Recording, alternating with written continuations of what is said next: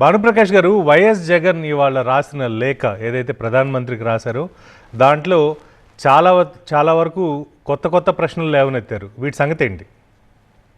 Already ఇప్పటికే మా జాతీయ అధ్యక్షులు నడ్డా గారు, కేంద్ర ఆరోగ్య శాఖ మంత్రి గారు, వారు ఇక్కడ చంద్రబాబు నాయుడు గారితో మాట్లాడి దీనికి ఉన్నటువంటి పూర్తి డీటెయిల్స్ పంపించమని చెప్పారు.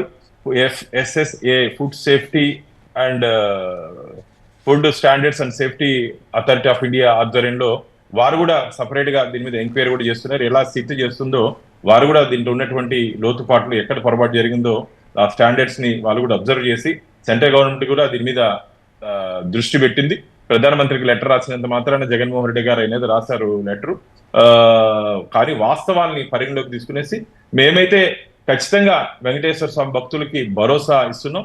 భవిష్యత్తులో ఇలాంటి చర్యలు జరగకుండా చూసుకుంటాం.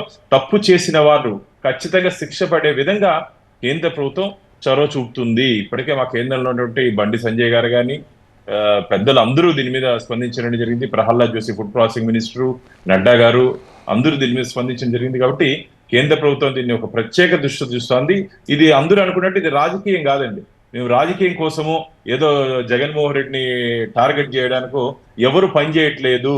జరిగినటువంటి తప్పు నుంచి ఎవరు తప్పు చేస్తారో వాళ్ళకి శిక్ష పడాలి. భవిష్యత్తులో స్వామి జోలికి రావాలన్నా ఇలా హిందూ మత విశ్వాసాలు దెబ్బతీసే విధంగా ఎవరన్నా ప్రయత్నం చేస్తూ కూడా వారికి గుండెల్లో వెన్నులో ఉనుకు పుట్టే విధంగా చర్యలు ఉండబోతున్నాయి. కాబట్టి ఇది మేము రాజకీయం కోసం చేయట్లేదు. హిందూ ధర్మ పరిరక్షణ కోసం, హిందూ దేవాలయాల పరిరక్షణ కోసం మాత్రమే మా ఎన్డీఏ కూటమి ఇంత ఈ 2-3 రోజులు జరుగుతున్న ఈ సంఘటనలన్నీ కేవలం హిందూ ధర్మ పరిరక్షణ కోసమే మా ప్రయత్నము. భవిష్యత్తులో హిందూ ధర్మం కోసమే మా ఎన్డీఏ కూటమి పనిచేస్తుందని చెప్పి TV9 వారి ద్వారా చూస్తున్నటువంటి హిందూ బంధువులందరికీ తెలియజేసుకుంటున్నాం.